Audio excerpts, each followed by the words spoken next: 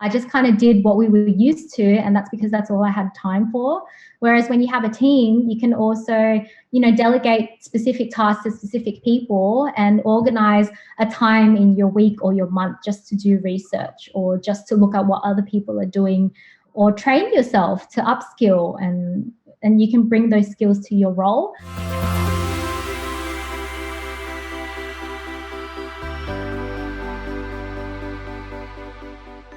Hi and welcome back to Outsourcing Angel. It's Lynn Podetti here, helping you to scale your business with virtual angels. Now, in this video, you're going to hear from our marketing manager, 𝗍𝗓𝗧, who is here to explain to you how a virtual assistant can help a marketing manager like herself. So I want Annie to be focusing on strategies and things that are worthy of her time, not doing anything that a VA could do. So listen up as she shares what exactly a VA can do to help someone like herself in their marketing role. And so in the next segment, I really want to talk about, I guess, the team behind your success. You do add so much value into my business. And I do know that without the team, you wouldn't be able to do the things that you do. So yeah, I'd love to hear you. What's the typical things that, actually one of the key questions I had is, what does your day look like? When you start your day, what is it like? Because the team's located from Indonesia, from the Philippines, because there's a little bit of a time zone difference, I feel like the first half of my day is really focused on catching up with the Aussie team and then just finishing off what's on my to-do list and all the briefs that I need to organize by the time the rest of the team are online. And then when they come online around 11 a.m., 12 p.m., that's when we have our daily huddle and we talk about what we're working on for the day. That's where I have the opportunity to say, hey, Karina, we really need keyword descriptions and titles for this video. So can you do that for me? And that really sets the tone for the day, because I've already had those few hours in the morning where I've ticked off my to-do list and my emails, and I've organized the briefs for the rest of the team. And then by the time they're online, they have a whole list of what they're going to do, and we can reprioritize things after our chat. And then, yeah, the rest of the day is just smooth from there, because we all know what we're working on, and then we just chat on Slack if we need each other. But no 2 days have really been the same. I think last year I got stuck in the pattern of doing a very same day-to-day tasks, and I actually didn't find it that fulfilling because it was just little things like, writing social media captions or editing a graphic. And I was like, this is not using my marketing brain. And then at the beginning of this year, we restructured the marketing team so that I had less of that day-to-day work. And then we empowered other team members to take on more of that work. And we also have, our interns that come in that help as well. So we're working more efficiently now. Yeah, so you touched on a really good point. It's not just that you're going to free up time, but you're talking about fulfillment. Can you kind of dive deep into how did you feel before compared to how you're feeling now because you have a team? Yeah, I think before we had KPIs, but I felt like that's the company KPI and I haven't really contributed to it. And then when you look at everything that you've done by the end of the year, you kind of think, oh, was that really meaningful work? Am I really adding any value? And at the beginning of the year, as you know, we have our strategic planning meeting. It goes for the entire day. And we talk about what our quarterly KPIs are. And I felt like in the past, we would set quarterly KPIs and then I got stuck in my day-to-day. But now we also have our individual quarterly KPIs, and I print them and put them right where my computer is. And then every day I look at those KPIs and I just think, have I contributed to that? Have I contributed to that? And that if I have, then it makes me feel like, yes, I'm a valuable member to the team. If I haven't, then I'll have a catch up with our operations manager, Richard, and I'll just tell him, look, this was my quarterly KPI. We're 1 month into the quarter already and I haven't done anything for that KPI. How do I fix it, or what can we do? And then we can actually talk about it, and my mind feels at ease if I know that, everyone is doing what they should be and I'm contributing to that as well. Yeah, that's how I feel fulfilled. Everyone has a different sense of fulfillment, I guess.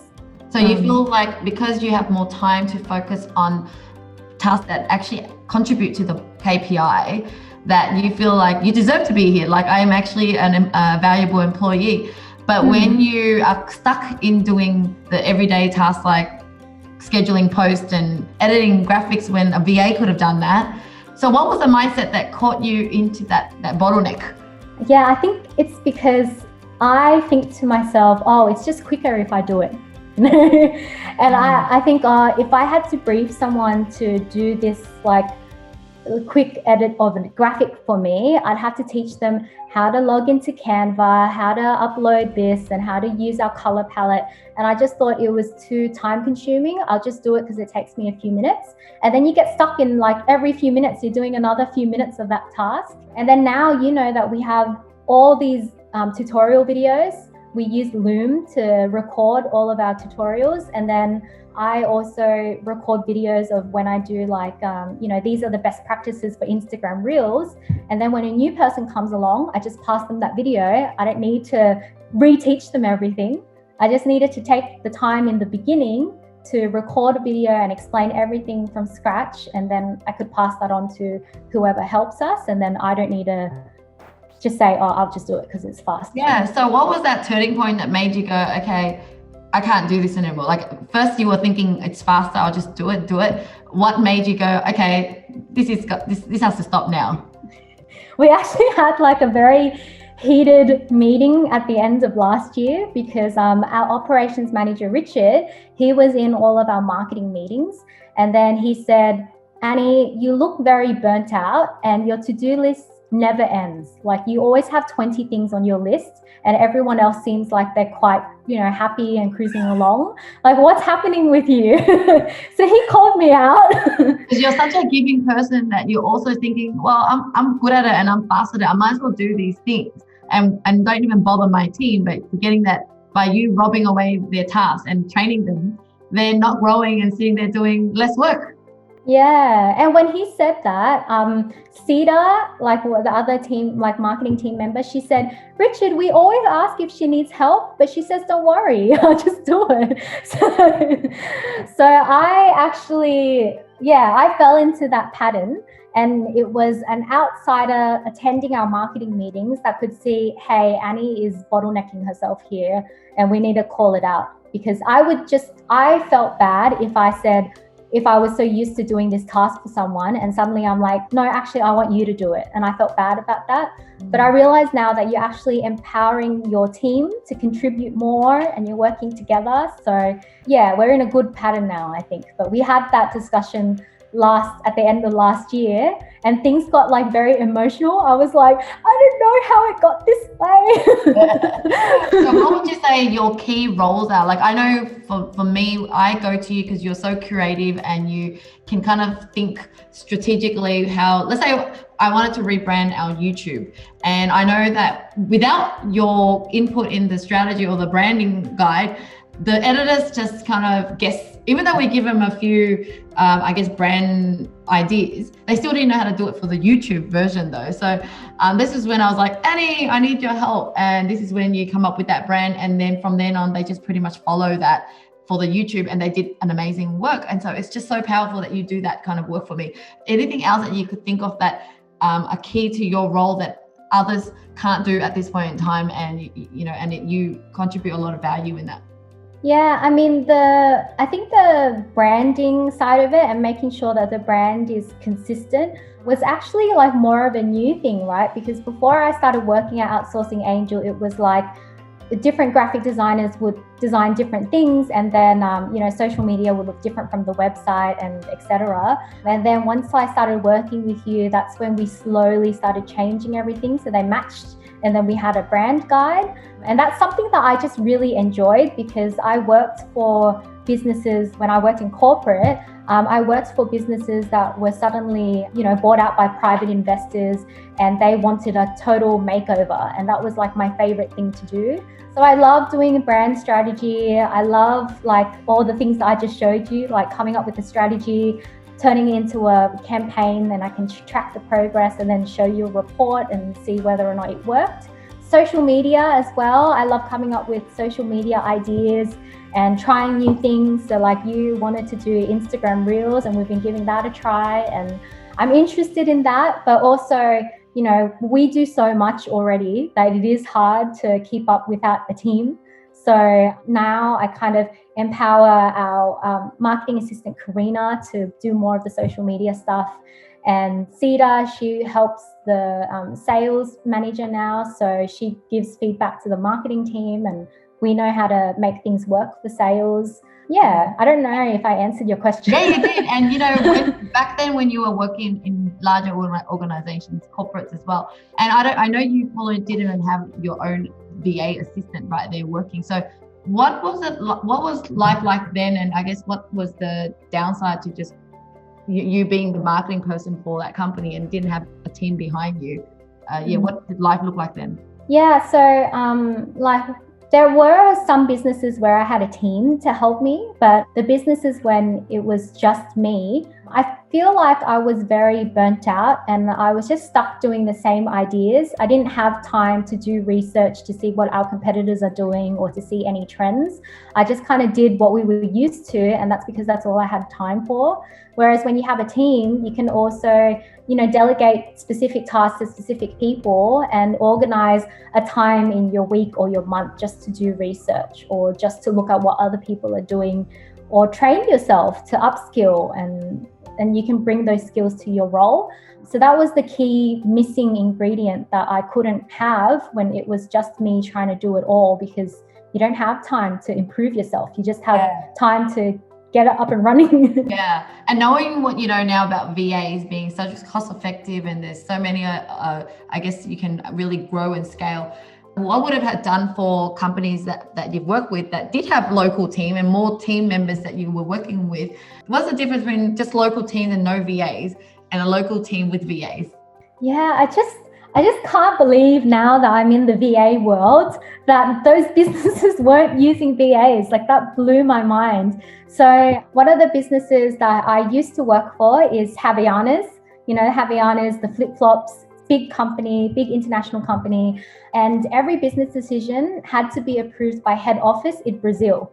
So it was very hard to get an agency or outsider work to help us, because if I said, hey, can we get virtual assistants? They'll be like, no, that's not how we do work. We just keep it all internal. It's very, very corporate. But, the internal staff that we had weren't even that dedicated or that motivated, and they wouldn't put in the hours to get the work done. It was kind of like, oh, head office is just gonna say yes to this anyway, so I'm just gonna keep doing what I'm hired to do and not go above and beyond.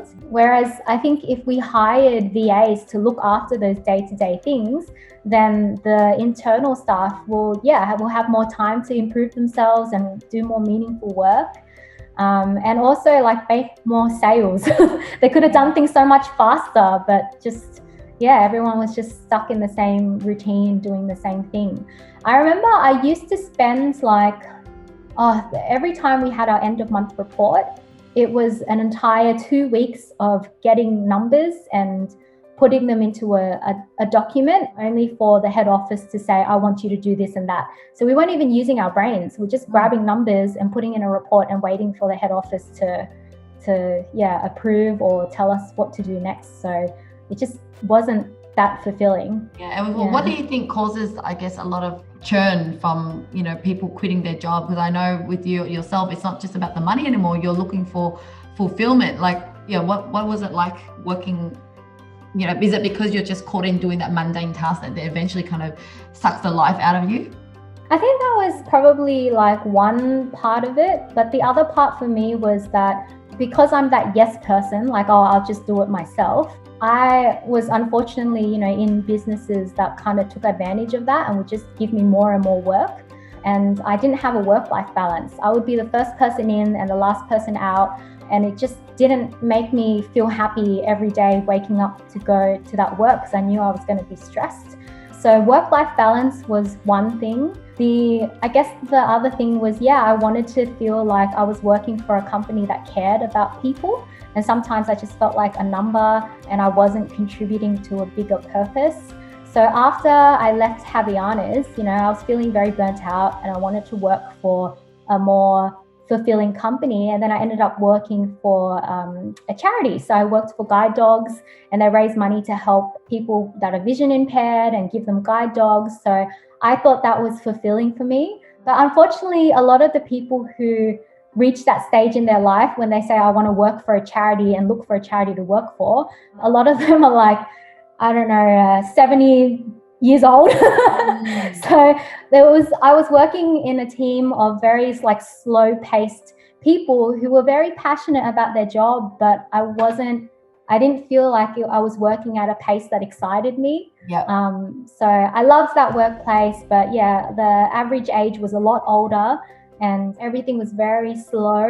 And I just thought, oh, how do I get the best of both? You know, working for a company that's going to motivate me, that has a bigger purpose, that I have a work-life balance. And then when you came along and said, come join me at Outsourcing Angel, I was like, tick, tick, tick, like it's all three.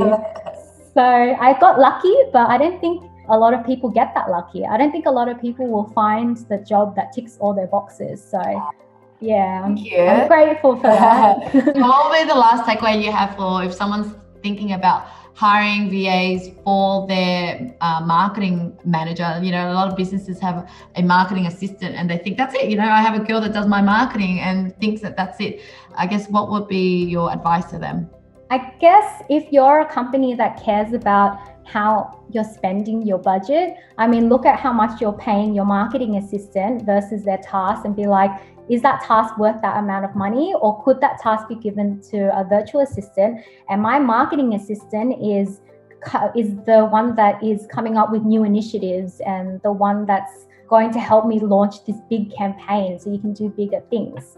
So instead of just being comfortable with your marketing assistant just doing that work, look at how you can prioritize that work to somebody else for a more cost-effective price. And then what that marketing assistant could actually do is like 1 or 2 levels up from before, and you could actually, you know, achieve more things and make more sales and do more outreach or whatever it is that you don't have time for right now. Yeah, I think LinkedIn outreach was something that we realized was really valuable for us. And then one of the marketing VAs, like Cedar, she then moved into sales and now she's just doing LinkedIn outreach. So, you know, that's not something that you can really do if you just got one person on your team. But yeah, now we have a team of VAs and we can split the work that way. So yes. Thank you so much, Annie. There was so much valuable insight. So I hope that people now can understand that a VA superwoman, superman, if you train them, and patient as well. So thank you. Yeah, if you don't say, don't worry, I'll do it, then, you know, you can empower other people to make your team stronger. So, thanks. Thank you so much for watching, guys. Hope you've gained some insights on what a VA can do to help you offload tasks within your marketing role. But if you're still confused and want more help on identifying what a VA can do, come and chat with us. We have a free discovery call that you can come and chat with one of our local team based in Australia to learn more about what a VA can do specifically for your business. Now, if you like to watch more videos like this, we have more over here for you to enjoy.